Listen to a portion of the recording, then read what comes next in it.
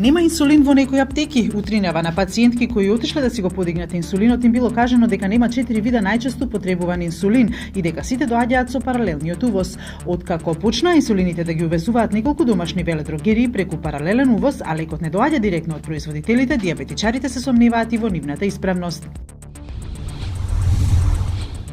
301-то од 17 обвиненија на СЈО поднесени на крајот на јуни кој помина низ филтерот на кривичниот суд. Оттаму информираат дека Советот за оценка составен од тројца судии го одбил приговорот на одбраната како неоснован, а обвинителниот акт се одобрува во целост. Откако предметот ќе биде електронски распределен преку АКМИ системот кај судија, ќе се закаже и датум за почеток на судењето.